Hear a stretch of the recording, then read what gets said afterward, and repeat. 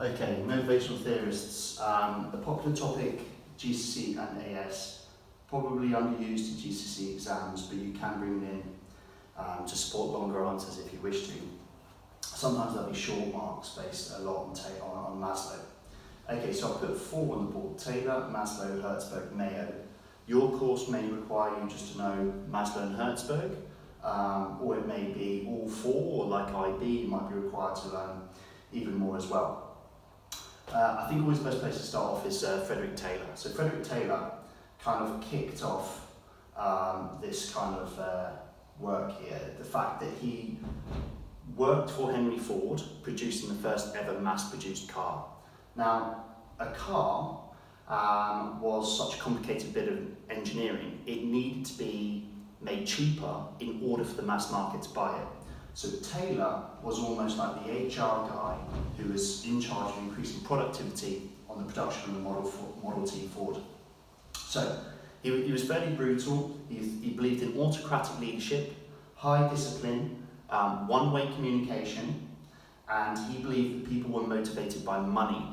Okay? Because people were motivated by money, he gave them piece rate pay, meaning that he paid them depending on the output that they were able to produce in that given time.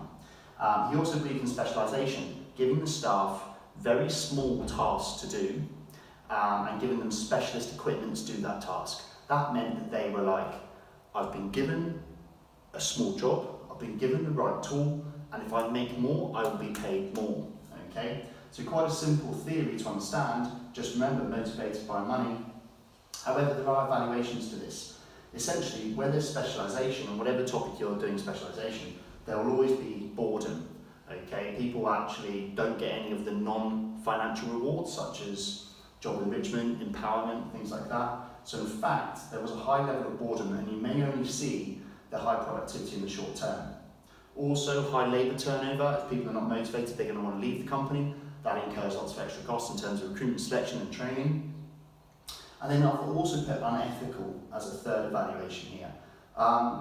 Piece rate pay to some extent can be seen as unethical in that some people are disadvantaged in terms of they cannot ever keep up with the productivity of some other people, and they're never going to get that much pay there, so they're not going to be motivated because they're never given the same opportunities. And it's the same situation if a company was to go through a period of low demand. There's not going to be the work for them to do in order to get the pay. So it's questionable as to whether that's fair on the workers.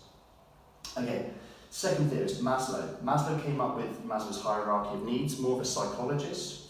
It's shaped like a pyramid because everybody enters the bottom level, and then you sort of satisfy the needs at that level and you move up to the next level, hence why it gets narrower as you get higher. So the first one's physiological, your basic needs to survive: food, water, shelter, and Maslow states that everybody enters and needs to satisfy that. That's our human need straight away. Once we've satisfied those needs, we need to be safe, we need to protect what we have, we need to remain healthy, and essentially survive in the longer term. Once we've achieved those two, we then move up to social. Now this is where it gets more interesting for a business, because physiological and safety can be satisfied by money. I wouldn't never say in an exam that the business provides a canteen, therefore they're giving them their physiological needs. I'd say they give them pay, therefore they can buy the food and drink and the house and things like that they need. So once you get up to social then, they've now got to consider non-monetary factors. So Maslow, unlike Taylor, is considering non-monetary factors, and that's how they differ.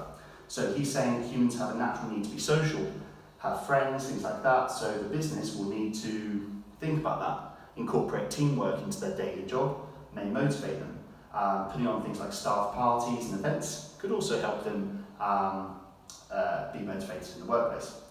Once you satisfy the social needs, you move up to esteem. Humans will want to be good at different things. So that's things like getting recognition and praise from managers, getting promotions. All of these things are evidence that you'd find from an extract to use as your application as to what do they do for esteem needs.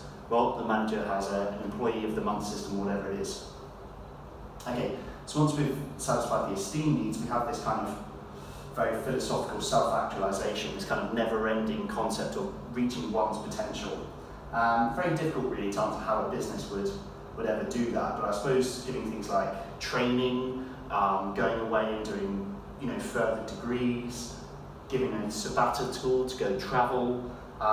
So I would go for high-level things like that for self-actualization. But my expectation is that businesses often are thinking about esteem and social levels as to how do they actually motivate their staff, and we can think about different systems that they use to do that. Okay? Evaluation for Maslow. Not everyone's needs are the same, so we make a pyramid and we say, yep, different people are there. Not everyone's needs are the same, so we don't know where they are on the pyramid, we don't know if the pyramid actually is accurate to everyone.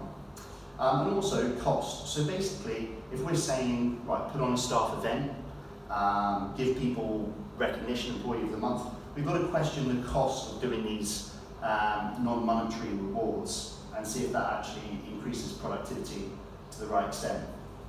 Okay, so Herzberg. Herzberg's interesting. Herzberg is very much pushing that pay is not a motivator, okay, and we'll get to pay later as it's in the hygiene factors. But Herzberg came up with the two-factor theory. He identified things that he thought were genuine motivators, okay? I've got a list here. Working as a team, genuine motivator. Praise, enjoyment of the work, promotion, recognition. All of these things he thinks will genuinely make you work harder. He thinks, though, that hygiene factors, they're not demotivators, they have to be satisfied. And that's the language you should use. Hygiene factors need to be satisfied. If they're not satisfied, they could lead to demotivation, but they're not going to motivate you. Give you an example. The first hygiene factor I've got here is working conditions. Right, I've got a nice classroom at work, but I don't come in the morning and think I'm going to work really hard today because I've got a nice classroom. However, if I came in and I didn't have a nice classroom and the temperature was off, whatever, I would think to myself, right, I'm not going to work hard. It's frustrating me. So that's the essence of hygiene factors, not motivating, but potentially could demotivate. So working conditions, policy. Lots of policy is bureaucratic, it's long, and that will frustrate people at work. Staff relationships. I think sometimes your relationship with your line manager, you're not thinking, yes, I'm going to come in and work hard for my line manager, but the relationship with the line manager has to be strong enough that it's not going to upset you and demotivate you. And then pay. So this is a big controversial one, and the part that kind of is the biggest part of this theory. So he thinks pay is a hygiene factor, when Taylor, if he had this conversation with Taylor, I'd imagine Taylor would have said, no, it's a motivator. So Herzberg's basically saying that pay cannot get you to do something more if you don't know how to do it. Pay needs to be high enough that it does not demotivate, but it's not going to make you work harder. Okay? Right, last theorist then. Evaluations for Herzberg, I just thought would be the same as Maslow. Not everyone would actually see these concepts the same way. Different ones would have different significance to different people. And also, to talk about implementing and using Herzberg's to motivate people more, we've got to think about the cost of doing those. Okay, last theorist, Elton Mayo. So Elton Mayo did a project at the Hawthorne factory. So this is like an electricity factory, and there was teams of ladies working in this factory. What was interesting about this factory is that he changed the working conditions for the ladies working there. He made it hotter, their productivity improved. He made it colder, their productivity improved. He made it darker, productivity improved. He made it lighter, productivity improved. The case was that whatever he did, the ladies' productivity increased. So what's the conclusion? It's nothing about the temperature or the light actually. It's more about the fact that these ladies were working in a team, and also they knew they were being monitored. Those ladies had this manager interaction, they knew they were being monitored, and so Mayo's basically making the point of how important that is. So how does a business implement that? Well, you're looking at things like doing appraisals with your staff, overlapping here with recognition and praise. So that's Mayo's work.